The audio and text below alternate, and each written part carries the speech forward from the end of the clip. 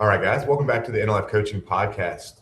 We have an exciting guest today, all the way over from London, Patrick Asante. So Patrick and I kind of crossed paths in London last year. He did Will's show, the Great Britain show, last October. So we got to Hmm. see him win his pro card in the OCB in Classic Physique.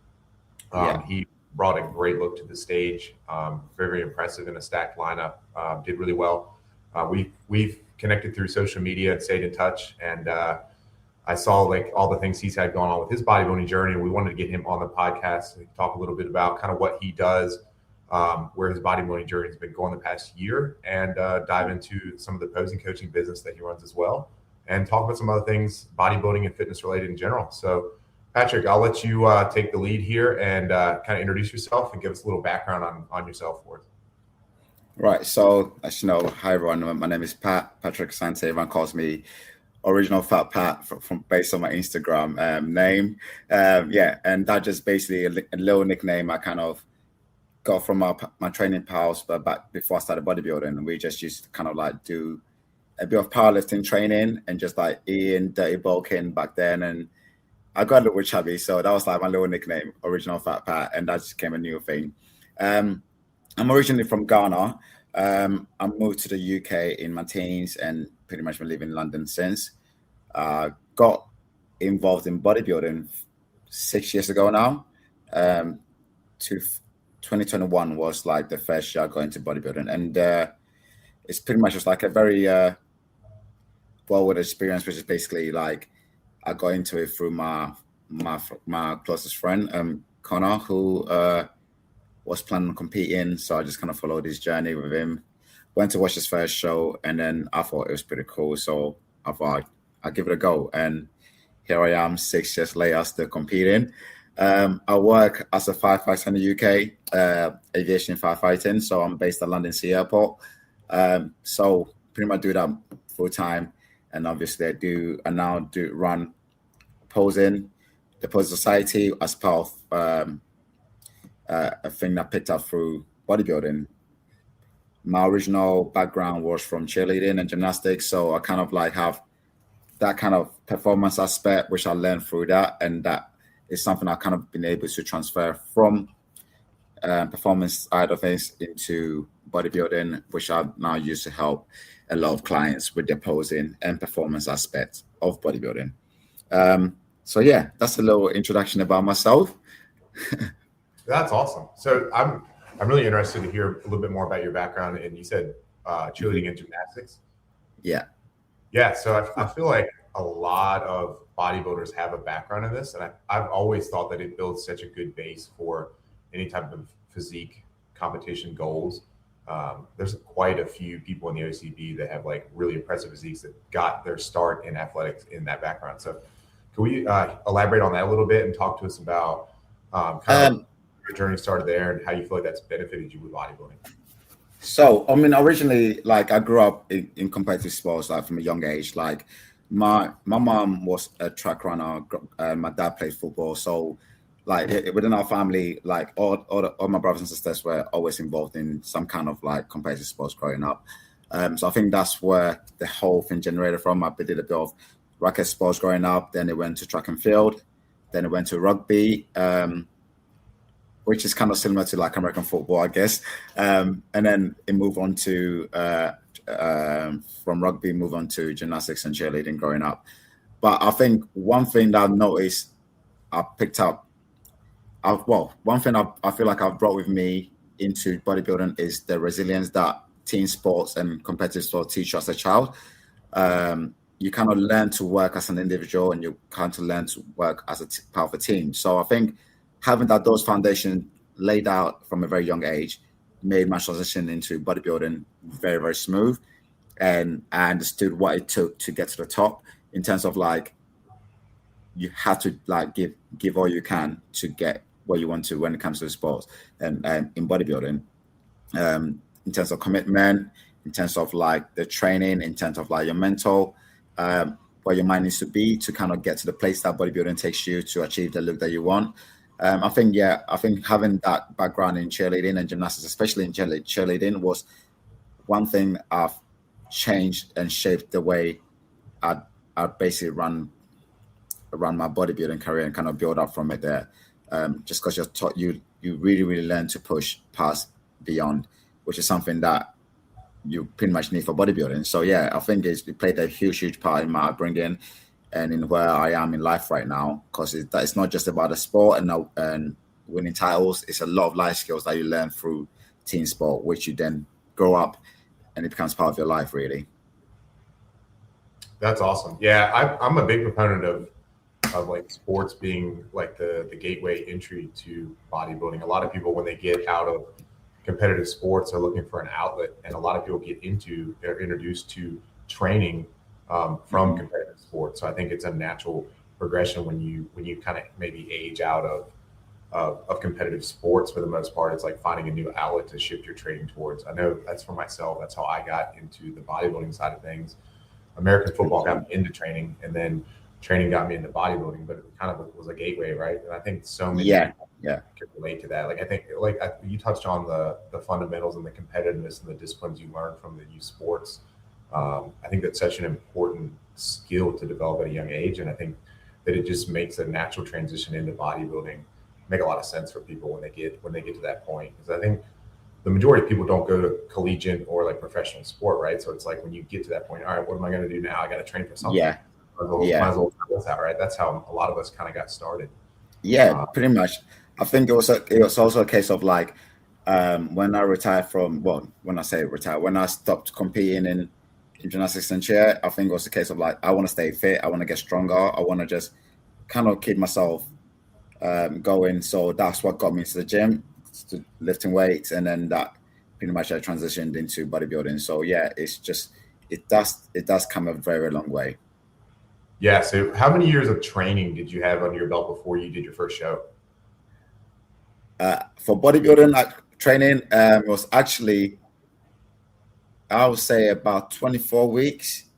But prior to that, I'd already been doing powerlifting training with my current flatmate. We used to basically we kind of paid for, well, I say I paid, he paid for the Laborio's powerlifting program, and we basically rinsed that on repeat for a good 3 years, just because we just wanted to get strong. And then that then transitioned to him wanting to compete. So he then started his first prep. And while he was doing this prep, I decided like I'm gonna try and follow a diet to see how I get along with the diet, and also just kind of feel what he's going through to help him, like to make it easy. Then I went to watch his first show, watched him on stage, and I just thought this was amazing. Just seeing the way he came to life on stage, just seeing the joy in his face, like he looked like he was at home. It was like the place he was meant to be there. And seeing that, it made me curious about, I wonder if this is something for me as well. So I then got a coach, and then 12 weeks later, so I originally did like 12 weeks of a dieting phase with him. And then I got a coach and did 12 weeks with my coach into my first show. So that's how I initially started. But yeah, it was 3 years of powerlifting, then into about 12 weeks of bodybuilding training, and then competed. And then prior to the powerlifting, it was just basically kind of like going to the gym, lifting, like trying to train, but I literally had no idea what I was doing. I was just there to kind of just try and lift weight, basically, and try and stay in shape. Yeah. Yeah. So you found a love for training first, and then the bodybuilding came as a byproduct. Yes. Yeah. I think that's such an important thing for people to consider before they get into, like, when they even consider competing for the first time. It's like, you need to learn to love the process of the training side of things first, because bodybuilding is very grueling, taxing, and it'll squash your desire to be in the gym sometimes, especially those really lean last few weeks of a contest prep. Like, your desire to train is pretty nullified, right? Like, if you've ever gotten truly contest lean, like the love for training it's kind of zapped at that point, and you just kind of hold on to the discipline. So I think that's such an underrated component of the whole process, is like just learning to love training and remembering why you're in the gym first. And then once you have that established and that's like part of your lifestyle, then I think it makes more sense to get into the competing side of things. 100%. But one can't come before the other. Yeah, 100%. Like we learn to love training. We learn to like really push ourselves. And also just like week by week, we would go in there, like literally push ourselves with training, and we just fell in love with it. the fact that I was getting stronger week by week, the fact that I was moving weights that we could not move. I remember we set our goal because we was going to like a commercial gym to train, and the dumbbells in the commercial gyms were only went up to like, I believe it was like 34 kgs. I don't know what that's in pounds actually. It went up to like 34 kgs over here, which I think is around about roughly, I want to say around about maybe just under 70 pounds or Yeah, I think around there. yeah. Put me on the spot for math. Yeah. Yeah. So we said to ourselves, like, the moment that we said we're not gonna sign up to like a proper bodybuilding gym until we can complete this. So that was like almost like fun for us to like chase like getting stronger every single week and kind of pushing ourselves every single week. And the moment we hit that, we just went, I guess we've graduated now. We can just move on to like a bigger gym and lift heavier weights now. So it was that whole process of it just made it more fun. And I think if you don't have that and you go into bodybuilding, you're never gonna love it. Like getting lean and getting on stage is great, but your love for training has always got to be a priority. Otherwise, you will not enjoy it at all.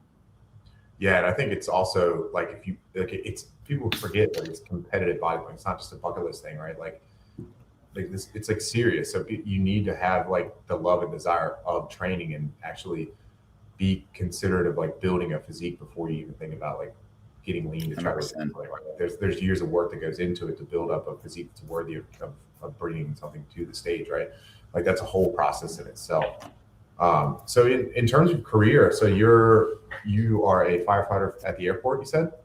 Yes, yeah, I'm a firefighter at London Sea Airport. Yeah, that's really cool. So I imagine in that realm, like you have to take pretty good care of yourself too, like with even if you weren't competing, like just training to stay in shape, cardiovascularly and endurance wise. Like I'm sure that's a big component of it. How do you blend bodybuilding with like your training for being in the fire department?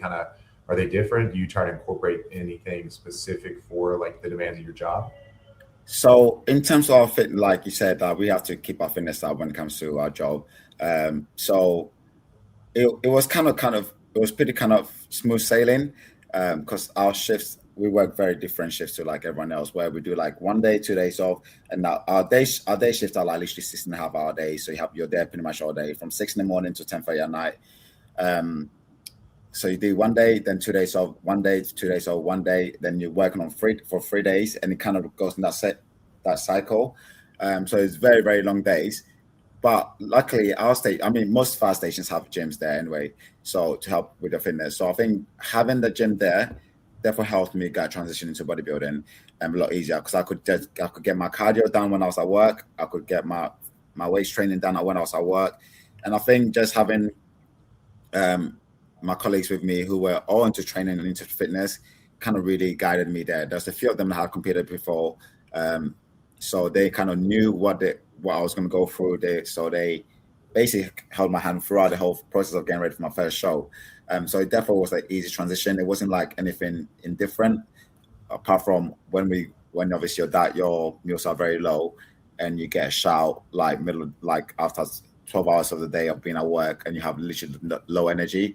But like, again, I kind of saw any opportunity like that as a challenge, like where if I knew my energy was depleted or like I knew I was very low on food, something came up, I would just say to myself, which is a trick that I kind of taught myself through cheerleading. It was like, right, what if you had to go on stage and this is the only energy you had? How would you push past that barrier? So anytime something arises like that, it was almost like a challenge, a way to test myself to see how I'll get through it, which I think therefore helped push my muscle endurance when it came to training, and also just dealing with life in general. So it makes it a lot more easier now when I'm dealing with a lot of hardship, because I just kind of see as a challenge and nothing other than, oh cool, this is just another level in the game where you wanna, if I pass this, then I get to go to the next level. So it's almost like it's going through like different levels of life and just like using that really to get better and better every time. Yeah, I think that's a great point you brought up. I think it's like one of the more interesting parts about bodybuilding is just like the mental strengthening that it provides. Like the challenges that you face in bodybuilding, I fully believe help you level up in other areas of life. Like hardships that you're experiencing in life, I feel like you can handle better if you have disciplines in like your training and your fitness or bodybuilding, for example, right? Like there's going to be a lot of discipline, obviously, in training, and it's taken to higher levels when you get into like the bodybuilding stuff. And when you talk about like trying to get stage lean, like that mentally is like, that's a taxing thing, and it would be easy to roll over and quit, right? But like I think the mental resilience that you build from bodybuilding can help level you up in so many other areas of life and help you just become more resilient to things that life throws at you. Yeah, definitely agree. So in regards to the bodybuilding, obviously your skill with the posing, and I know you've recently gotten, or I don't know how long you've been doing it, but you have a posing coaching business that you also run on top of your full-time job as a firefighter and your bodybuilding career, right? Yeah, so I run the Posing Society, which is like it's been kind of going since last year. I think like since the start of last year. And it's quite fun. Like it wasn't something that I planned to do at all.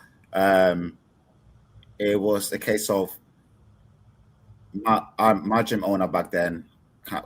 He was an IVB project judge. So every time I was kind of getting ready the first show, I kind of like, hey, do you mind having a look at me, give me any pointers what I need to fix? And then he kind of like saw me pose and kind of basically put me through rounds and stuff like that.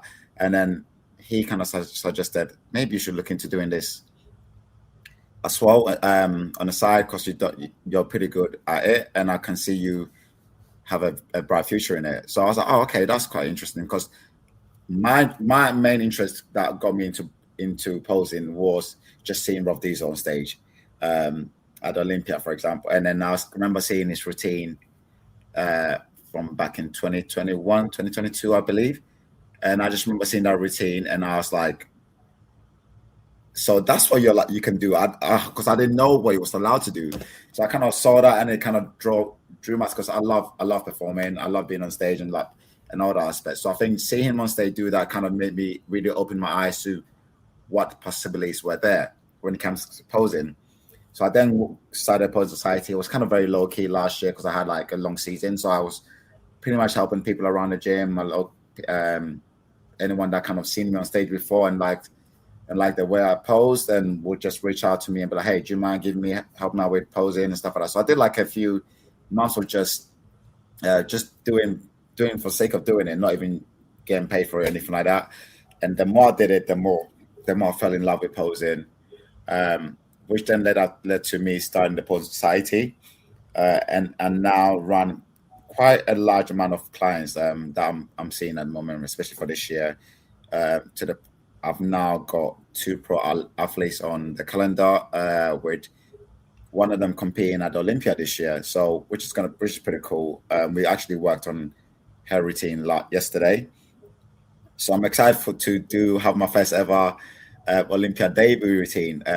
So yeah, I've had a very successful year in that aspect in terms of clients that I worked with.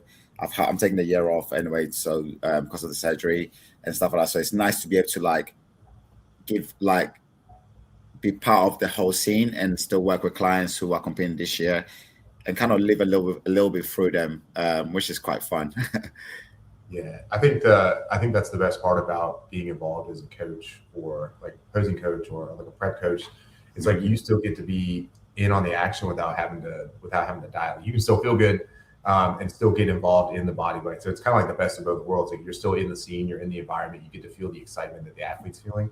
And you get to be a part of it doesn't get any less nerve-wracking, by the way. Like if you're coach or not, it's still just as nervous. I think I get more nervous for my clients than I do my own. So like, it's like 100%.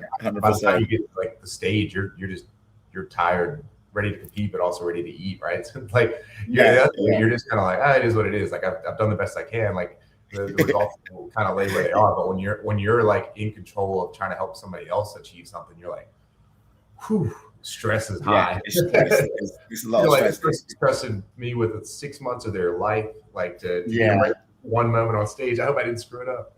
Yeah, literally, it's like it just feels like letting your kids out into the world and like just thinking, oh, they got to fend for themselves now. I can't do nothing for them anymore. This is all in your hands now. But at the same time, just like hoping and praying. I've not done enough. I've not done what everything it is to do for them. So yeah, it's exciting, but the nerves never leave you, mate. It gets worse.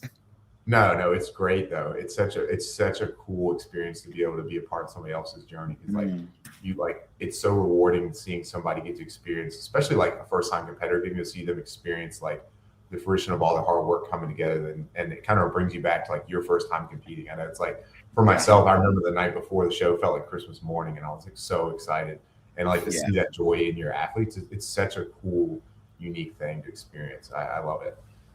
yeah. I think one thing I've kind of like really developed a love for is not just the power of teaching them to pose. It's almost the power of becoming someone they trust, and they like all my clients literally talk to me all the time about any and everything, like, and I feel like I can always relate and kind of give them advise them on whatever they're going through, either that be in bodybuilding or outside bodybuilding. So I think kind of building that platform where I have got people that feel like they can really talk to me about anything they're going through, really it feels rewarding, because I feel like the agony uncle where they can just talk to me about everything and anything, and I kind of guide them through it. So it's pretty rewarding just kind of see that not only are you helping them to go on stage, but you're actually helping them to really manage and kind of get through life, which is nice. Yeah, no, I always say like coaches are also like we put on the coaching hat, but we also have to keep the therapist hat in our back pocket, right? Because like Yeah, yeah, we're a jack of all trades. Like you're somebody's like accountability, but you're also somebody's like person to lean on, especially during prep, right? Like yeah, they're yeah, going through things, they're going to talk to you about it. Like you're just naturally going to develop a relationship with those people because you spend a lot of time talking to them, yeah. and they're like obviously trusting you with a big deal of things going on. Yeah, yeah. It's like it's actually crazy when you think about it. I sit back sometimes. I'm like, wow, how am I in this position already? Like to the point where like you think this actually like to be able to be in position here where I can like help our people or make them feel that they can trust me with their prep is just crazy to me sometimes. But like, yeah, I guess that's the cookie crumbles, really.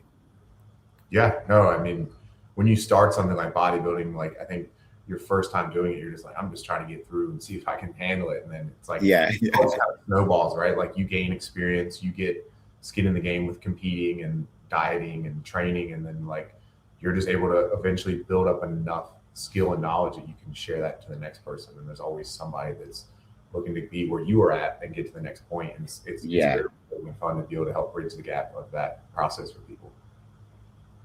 So what is with how do you operate your posing society? I imagine a lot of it you do virtually, kind of in a setting similar to this. Yeah, so a lot of time people reach out online, and we do if they're close enough or like they're willing to travel to me. I've got like a studio set up in my house, so they'll come here and we just pose here.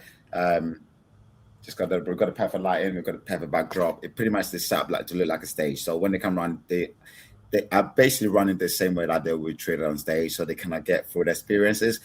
Almost like one to the point where once they get their mandatories right and they get their routines right, I will set up the scenario where I will I will throw things at them which I've been through on stage, and then it can be very kind of like, oh, I didn't expect that to happen. So I kind of will create a scenario. Oh, what if this happens? How are you going to handle it? Sort of thing. Kind of like change the pressure a little bit, just to teach them and kind of prepare them for the worst, so that they know how to handle themselves on stage.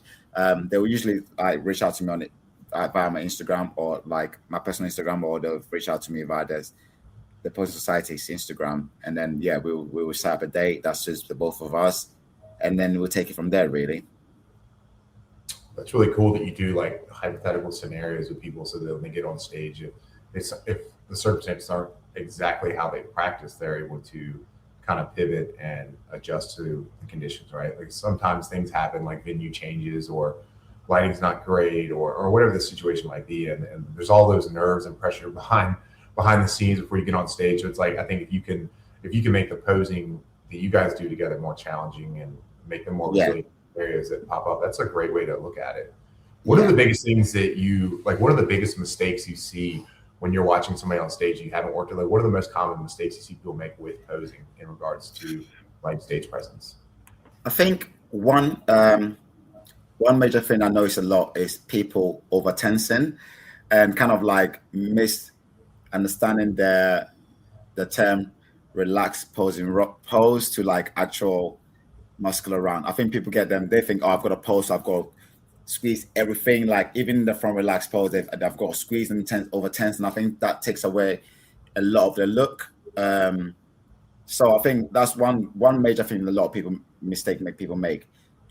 And the clues are always in the name when it comes to posing. Like, for example, if you hear that just say a front relax, it's a front relax. It doesn't mean you to tense or anything like that. It's a symmetry round. If you understand the difference between what a symmetry round and a musculature round is, then you'll be in a very, very good spot. And that's one thing I make sure that the clients I work with always understand and they know the difference. Just be attentive and listen to what the judges are saying and just go by the pose. Because if a judge say to a side chest, and you go ahead and trying to display pretty much every single muscle in your body, it doesn't work. They're just giving a clue. It's a side chest. Show them the side chest, show them side leg details, and that's all you need to show them. End of the day, you don't need to overcomplicate anything. Just make everything as simple as possible, and they'll work for you. Another thing that I notice a lot as well is when it comes to posing routines, a lot of people put so much emphasis on their posing routine that they forget that they're actually getting judged on the symmetry rounds and the mandatory rounds rather than the actual posing. So if you want to win a show, make the posing round, that your symmetry round and your mandatory rounds your priority. If you can nail that, the posing routines is just a bonus thing you can focus on. But the shows are won in the mandatory and the quarter turn and symmetry round. So make that your priority, get your fitness up doing that, and you'll be flying. Because sometimes you can be on stage for 2 minutes. Sometimes you can be on stage for 15 minutes. So get your fitness up with that, and you'll be in a flying spot with the posing rounds. Another thing I also noticed as well is, like I said, is people leave it way too late to start working on their posing. And they go on stage, and the first thing you see is they straight away the first round they're sweating already, and they can't hold in poses for long enough for the judges to make the decision, and they just lose the shot. So never ever leave your posing until last minute to work on it. Like, I've had people reach out to me like literally a week before their shows, and they're like, "Hey, I need some posing wear, blah blah," and then straight I'm like, "You've got a whole week left before your show, and you haven't done any actual posing drilling and stuff like that." And you can always see the difference as soon as they go on stage. They just start to break straight away, and you think, I think that's something that people massively overlook with bodybuilding preps is the posing side of things, and how much of a workout posing actually is. Like when they do the first posing session with a coach, they come out of the posing room and they're just like drenched in sweat and muscles are I don't think people really understand, because people like you that make it look easy on stage because you put a lot of time into it, it's something you're passionate about. Like, you make it look effortless, but it's really not. You're contracting and holding muscles on stage under these lights. Like, you're tired, depleted. Like, there's so many things that go into it. You just overly fatigued, and it's like, to be able to hold these on stage for however long the head judge decides to keep you up in those positions, like, it's so important. You can always tell who's put in the time. I think the biggest issue with that is so many people, you're like you said, wait to the last minute to start practicing their posing. But like, if you start practicing posing at the back end of your prep, when calories are low and you've got like prep brain fatigue going, it's so much harder to burn. And you're just not going to want to put anything into it. I always say it's a good thing to keep a moderate amount of posing throughout the year, and then when you get into prep, just like taper it up, because if it's something you try to hold off on until those last few weeks, like it's so hard to redevelop the skill because you're just so tired. Like, it's already a slog fest just to like get your workouts and cardio done, and then you have to like relearn how to hold poses when you're already tired and just like drained. It's a tough thing, but so many people make that same mistake. I'm sure you see that quite a bit. Yeah, I see that. We see that a lot in pretty much every show, where there's always at least one guy in the lineup who has left at the last minute, and they just think, if only, like, people have great physiques, and then they just don't give enough time to display their physique well on stage. Like, I don't think I've ever been the biggest guy in my lineup, in a single lineup, that in my bodybuilding career. And if you can learn to display your physique properly, you would always like be able to you be able to hold your own, no matter how big the person next to you is. So put a lot of emphasis on your posing and get the work in earlier than last minute, because if you leave last minute, then I can guarantee you're going to struggle on stage.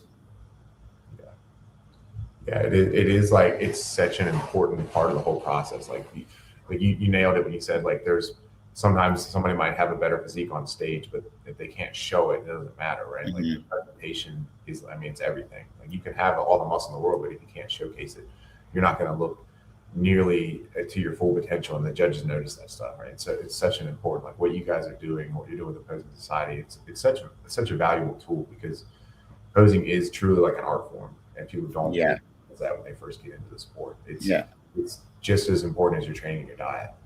100%. I think like one thing we really emphasize. So there's not just me that run it right at the moment. I've got this another coach called Amen who runs it with me, and he's kind of focusing mainly on the men's physique guys online. He's based in Thailand, so he does most of his clients that are based in the UK online, and obviously clients that are based in Thailand in person. So the two of us that are running it. But like our main goal is just to bring the art of of posting back and kind of bring the. We just want to make sure that once every athlete step on stage, it's not just a posing round. It's almost like a story that they're telling. We feel like we believe in like that you should people be able to sit there and watch you perform, and just be able to remember that performance just because of how well you show heart and how much you give into it, which is something we feel like is it's almost like missing from a lot of people on stage, and we want to kind of really help bring that back. Yeah, no, I think like truly good posing, like a posing presentation, and like with a good song and like good aesthetics to it is like it is like something that people really remember from a show, especially like if it's a family member coming out to watch. They might not remember a lot about the symmetry rounds and stuff like that, but if there's Yeah, like a cool, catchy song and the person's very flowy with the routine, it looks smooth. Like that's something that always like sticks out in your mind. You remember, oh, that guy did this really awesome routine on stage, and yeah, yeah, it was very like aesthetic and pleasing, right? Like that does stick out in people's minds. Like it does kind of give you like a little bit of separation, and it's always cool to see the pictures of it too, the videos, yeah, right? 100%. Always fun to watch and stuff. Like I think, like if you can leave that lasting memory in someone, like for example, coming back from Worlds and just seeing, or even like when I did my OCB show, just seeing the amount of people that kind of reached out to me after that, talking about how they really felt the routine and how they really enjoyed the routine. It's rewarding. It's actually more rewarding than the placement because it makes you feel like, wow, you left a lasting memory in someone's mind, which is going to stick with them forever. Yeah, and you put quite a bit of time into a routine too, so it's like to see that feedback from people has got to be very gratifying. That like all the work you put in is like it's stuck to somebody, right? Hmm. Hmm. So transitioning back out of posing and talking a little bit more about off season and training. So you mentioned at before we started the podcast, I think you briefly touched on it at the beginning of the episode. So you recently had a knee surgery as well, right? That you're kind Yeah. of navigating the recovery process of that right now. What's that look Yes. like? So I think it's actually kind of a bit of a blessing in disguise. I like to see it. I like to see things from a silver lining all the time. So I'll take any bad situation and just find out what is this moment trying to teach me. And for me, I feel like one area that I really could develop was my top line, my upper body compared to my legs. Because my legs are pretty like well developed in comparison to my upper body. So I think in a way it was a blessing in disguise. So it means that I can focus more now on my upper body to catch up with my legs. I am still at the moment I'm kind of in the rehab stage. I haven't really trained legs at all for the last 6-7 weeks. It's just been like kind of rehab work and kind of just getting mobility back into the leg, trying to hold on to how much like rebuild the tissue because obviously after surgery, that the leg that was operated on is like you lose so much size to it. So I wanted to catch up first before I start pushing legs again. But my training right now has just been mainly upper body focus with like one session in a week where I work on rehab on the leg to really catch up. So I'm currently doing like a, a, a push pull leg rehab, then rest, then push pull again, then rest, and then restart. So that's pretty much what I'm doing at the moment, and it's paying off pretty well because I feel like my upper body is finally catching up now, which is nice to see. Yeah, that'll pay dividends the next time you do decide to compete again. But I like the point you made about kind of the silver lining things. I think having like a silver lining, glass half full mindset with bodybuilding is so important, because if you are in a situation where like you're unfortunately have to go through an injury situation like you are now, it's so easy for people to just throw in the towel and get very discouraged Yeah, because you can't train the way you want to. And if you're in bodybuilding, you love to train, so like that can be a hit to the ego and the mental if you're not yeah, able to perform in the gym like you want to, and just see some potential muscle atrophy in your physique kind of diminish a little bit. That can be really hard on somebody mentally, if especially if like with the gym being such a big outlet for people. I think navigating injuries is it's got to be tough. So like if you could give advice to somebody going through a similar situation like you, where they're not able to train, like what would that advice be? um I think my advice would be just be patient with it all. um like if you love training, I'm not gonna lie to you, the first week or so it was tough, just because I felt like you kind of almost like kind of move, and you just feel like you've all the works you've done has just gone down the drain. But just be patient, man, and stick with a plan. Whatever you're supposed to do, whatever you're meant to be, you're meant to be at the same exactly where you're meant to be, and you're on track to where you need to be. Take the time off if you need to, be patient, and just keep on ticking the boxes, and you'll get back on your feet.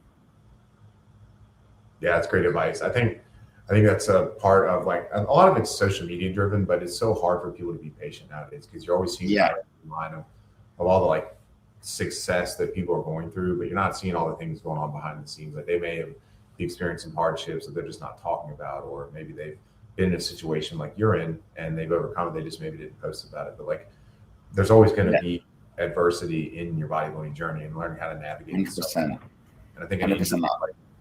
yeah, I think an injury is it's a great lesson tool, right? Like you're going to learn more from the adversity of something like this, and you, like if things are always going smoothly, right? You always that's going to be your expectation, but like things like this can be a great teaching tool for you.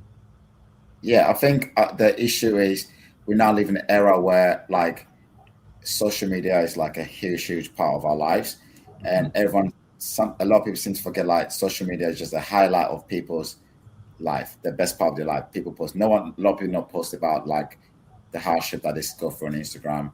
And if you do post about stuff like that, it's almost in that, oh, okay, you're attention seeking, all that stuff. So I think a lot of people tend to avoid doing that.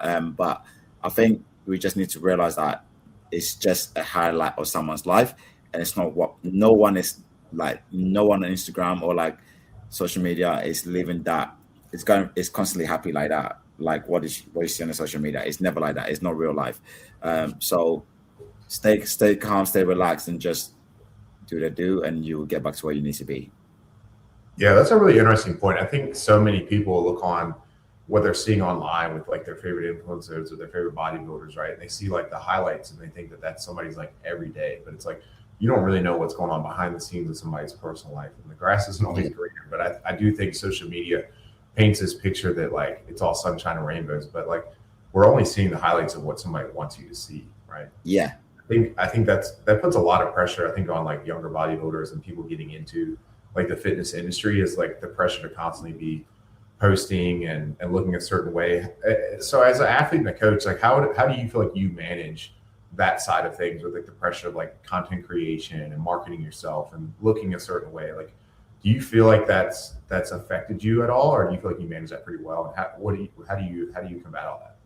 I think I manage it pretty well, but at the same time, there's been points where like it's daunting. I think the better you get at bodybuilding, the more it becomes like there's the pressure to remember it's like almost the higher you climb, the more pressure that builds up for you as an athlete, who think, oh, this is what is expected of you now. So you can't almost like kind of fall now. And I think the best way for me to handle that, I think a lot of people, especially the young generation that are coming up, are doing it wrong. Is a lot of people now document the entire prep on social media. I'm like 7 days out. I'm 7 weeks out. I'm 7.5 weeks out. I'm this and that many days out. And for me, I find that really draws attention to you, which is, I guess, they want to get attention, but then it kind of defeats the whole purpose of what bodybuilding truly is. It makes it more kind of like you're looking for people for likes and social media outreach rather than doing for you to develop yourself as an individual. So one way I deal with that situation is when I'm in prep, I'd never really post anything. That people that only know about me competing will be my training partners and my coach. I would never I never post anything on social media when I'm about to compete or what shows I'm doing. I'll just turn up on a day, and then usually it's not until after the show is finished when the federation posts about the results. That's when people find out, oh, you competed, blah blah. And I think if you can be in that position where you're doing it and just enjoying the process rather than trying to document the whole process to the entire world, it takes a lot of pressure off you because there's no external justice where you have to please anyone or you're doing it for anyone. You do because you're doing it for yourself and yourself only. So that's one tool that I really use to kind of really manage that.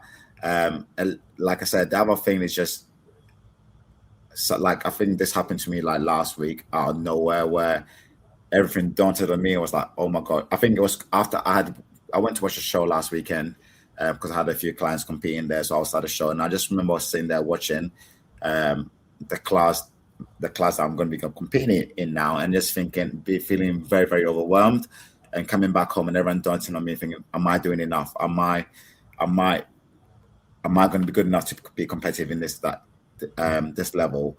That can be very daunting. I think a lot of time when you get through moments like that, don't let it draw you down.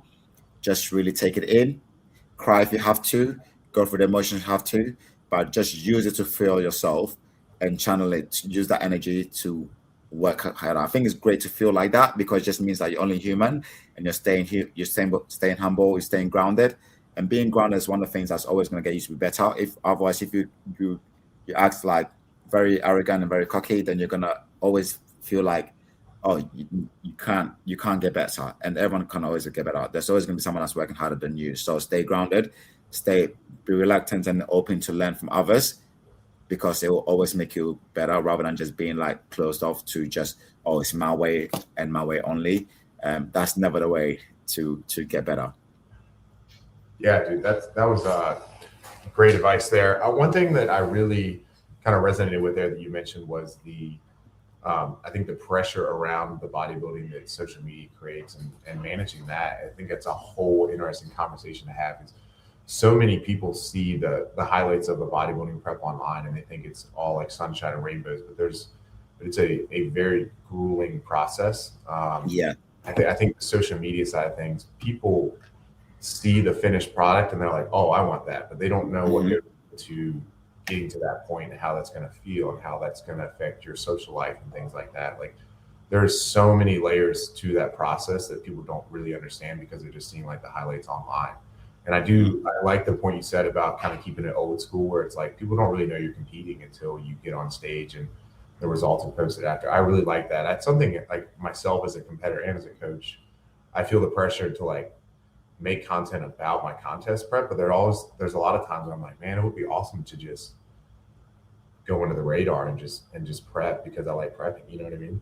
Because at the end of the day, like, we all got into this for the love of the sport of bodybuilding. And I think social media has sneakily taken away some of the joy of that process for people, because there's so much pressure in the back of your mind to like market yourself and what you're doing and show like yourself getting lean, because like that's what gets attention online. And I think it's human nature to naturally crave some of that attention. Like we enjoy that like feedback from people that are supporting you, but like it can definitely take away from what bodybuilding is supposed to be, like a self-progression driven sport where you're working on building yourself, right? Like bodybuilding it's about building the body, building the mind. Like that's why we got into the sport. And I think social media has done a nasty job of kind of stealing that joy from people a little bit, but it's kind of the nature of the beast now, right? Like the internet's there, it's not going anywhere. Yeah, it's not going anywhere. So you just kind of learn to get along with it. Yeah, I think it's one of those things that we're probably, I mean, I'm 30. How old are you? I'm 38. Yeah, so we kind of grew up in that last little era where you could, still do things without having to post it all the time. But as the internet's progressed and social media has become more prevalent in the industry, it's definitely not going anywhere, and it's something we have to learn to kind of manage. But I think that's something that a lot of younger competitors could definitely take some advice. Yeah, 100%. I think like also the people need to remember like bodybuilding is great and it's like a whole new, but there's a whole world outside of bodybuilding. Yeah. So if you get so locked in about bodybuilding, you forget that, because you can go and win a show, you can like win multiple shows back to back and be one of the greatest, but you will still walk out to the public the next day and people will not have a clue about it. You're still just another person to them. So don't let it become your entire identity, because there's more to life than just bodybuilding. And bodybuilding is just meant to be something that you use to develop yourself, just your personal character, and just to grow as an individual. Yeah, I love that. I think the most enjoyable years I've had since I've been bodybuilding since like 2019. I think some of the most enjoyable stretches of bodybuilding I've had is when I've done a better job of balancing bodybuilding with life and not like making it my identity. I think when you get too wrapped up in trying to be this like ultra robotic bodybuilder, it almost takes away from how productive you can be as an athlete, right? Like I think if you can balance life and fit bodybuilding into it, I think you get a lot more out of it, because you're sharper, you're not as like burnt out on it. I think people try to make it their personality. It can quickly go from being something that it's a lot of fun and become taxing and a chore, right? Like I do think you need to have an off switch and be able to like level with yourself that it's bodybuilding is not directly paying our bills, right? Like it's a hobby, and some of us are definitely fortunate enough to be able to make a career out of it. But it's at the end of the day, you got into it for the love of training, the love of the sport. Yeah, 100%. 100%. Yeah, that's great. I mean, that could be a whole, like, I feel like the social media side of bodybuilding could be like a whole hour long. Oh, yeah. It could literally go on. There's so many layers to that part. Yeah. Also, I had another question I wanted to get with you on. So if you were starting from scratch with your bodybuilding journey, so let's I don't know, let's go back like 8 years, and you're just looking at getting into bodybuilding for the first time. So this would be a great question for first time competitors. Like, how would you do things differently versus how you did them? Like when you started your journey, like what would you change from then to now? And how would you approach things differently if you were starting from scratch as a bodybuilder? I think understanding the importance of nutrition will play a very, very huge role. I think I was one of those people that was very, very curious. Like, I think, well, when I first started, I was like, my coach would be like, oh, this is your meal, blah, blah, this is what you're eating, this is what I want to eat at this time, that time. And I just kind of run with it and just did exactly what I was told. And I didn't really use my first year to understand and ask questions to learn from that. If you're going into bodybuilding as a newbie, one thing you can benefit of is really, really understanding the nutrition side of things and training and your training and all of that stuff. So if your coach asks you to do this or eat that, always ask the question, why? Every good coach should be able to tell you and explain to you the reason why. And as an athlete, if you always know your whys and the reason why you're doing it, it will always make you'll kind of be able to a bit more commit to what you're doing a lot more. So if you don't know the reason why you're doing it, it's almost like you're just doing it because you've been told to do it. But if someone asks you, why are you doing it though? Like, and you cannot answer to them, and your only answer to them is, I don't know, my coach told me to do it, then you're not giving yourself an opportunity to learn. So be vocal, ask questions, always understand, ask the reason why you're doing something, because you're going to learn a lot more that you can then give back to anyone that you get to work with later on in life, or like your friends and family, which I think will play a big part. I think, and if I knew one thing, I would therefore wish I knew better would have been nutrition, because I think I've learned so much the last 3 years in nutrition and exercise programming, and like to kind of really bring out your lacking parts. If I knew all of that a lot earlier, it would have made my journey a lot better at the start than a lot better at the start, in my opinion. Yeah, no, that's great. I really agree with that too. I think coaches love teaching, right? Like I think a coach's ideal client is somebody that's a sponge, that asks questions, that sends training, that checks in on time, that wants to know the whys of why they're doing things. Like that's why we get into coaching, right? Like we like helping people, and that makes our job more rewarding, makes us feel like we're really like providing value to somebody. So like my favorite clients that are sending the videos, asking the question, being on time with check-ins, like that stuff's all so important. And I think those are the areas that really can help you skip a lot, not skip a lot of steps, but get where you want to be faster by just fully committing to the process, checking the boxes and doing all the day-to-day things that long-term are going to get you where you want to be. Like it's not an overnight process. Like bodybuilding takes years, but you can get there a lot faster if you're consistent from the jump. And I think like I can definitely attest to myself when I got into it.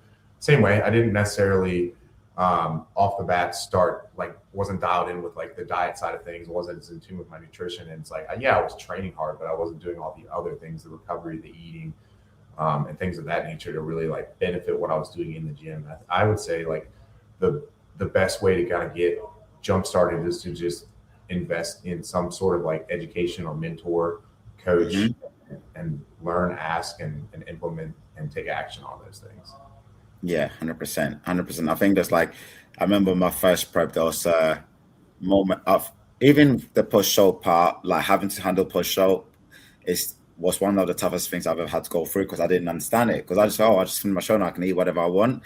And the way that my body responded to just eating whatever I want was probably the worst decision I've made. And if I'd known better, I would have handled that a lot differently. I just remember one time just coming home and just like literally grabbing a whole tub of like peanut butter and just like eating it with no clue of what repercussions that comes with it. And I think just knowing all the benefits of all that stuff is really gonna help you, shape you from the get-go. Yeah, the reverse diet is such an important part of the process, and I swear it's the hardest part of prep. Like I think when you have a deadline, you're going to be in your underwear on stage. Like it's like, all right, I'm not cheating on my diet, but when you get out of it, there's no constraints on what you can eat. It's so difficult to maintain like rigidness with that. It's something I think everyone's going to make mistakes on, no matter how many times you compete. But you get better at it as you go through the process. Like eventually, you've done it so many times, like food's still going to be there tomorrow. Like I'll be okay. But like that's one of the biggest learning curves for people competing the first time. It's like the food's still going to be there tomorrow. Like put the fork down and follow the plan so you can actually like maintain some of the progress you made. It's so easy to get a prep and put another 20 pounds on within like 10 days. It's insane. Yeah. And I think another thing as well that I wish I knew prior to like starting bodybuilding was like hydration. I just remember coming off like a lot of, I see, and I still see this nowadays, where people come off stage and their first priority is like, oh, give me like they go straight to their cookie dealers, their massive muffins, like just stuff in the goods, yeah. And they're not prioritizing the first thing they should be doing, which is hydration. And I wish I knew that. And that's one thing I always advise people on now. Make sure when you come off stage, your first priority is to get yourself hydrated. And then go back to maybe even if you just stick to your normal food you've been eating, but maybe a little bit like more of it, rather than just going ahead and eating, getting the pizzas in and getting all that stuff, because that's probably one of the worst things you could do for your body. Especially when you kept your body so clean in terms of diet, and all of a sudden you're just gonna shove all of this in.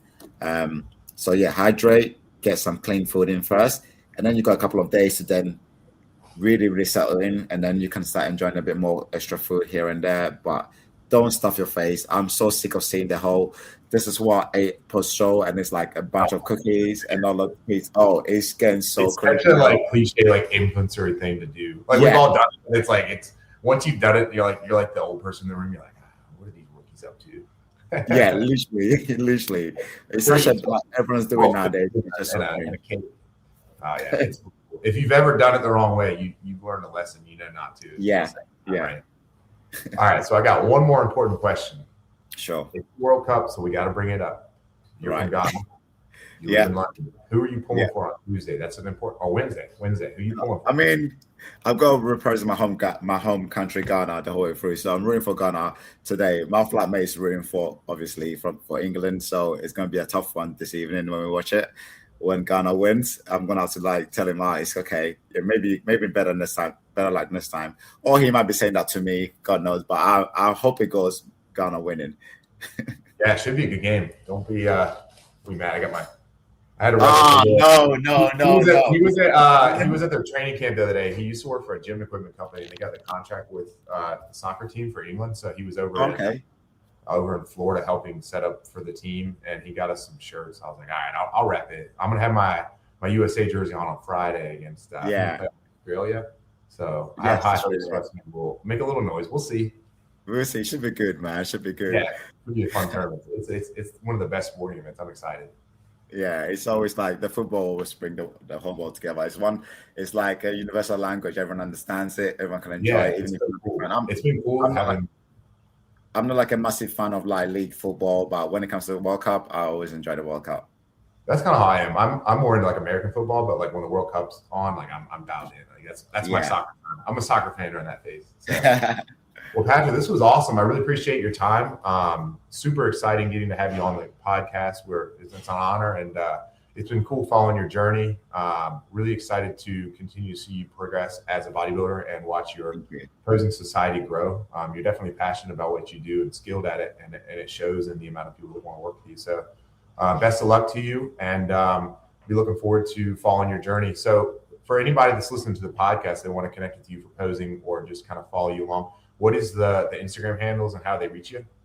So the Instagram handle for the posing company is called The Posing Society. It's pretty easy to find.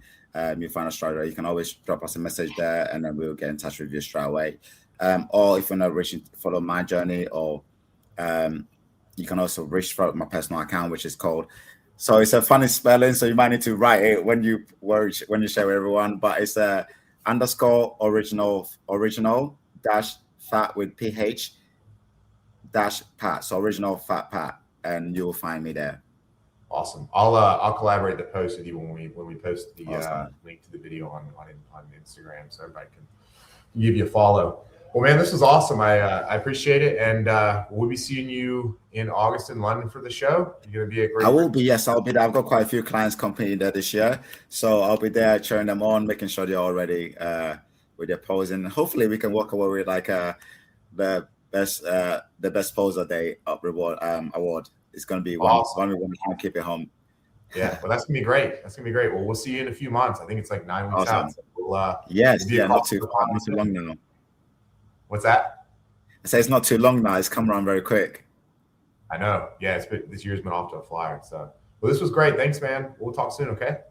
Thank you so much for having me. Cheers.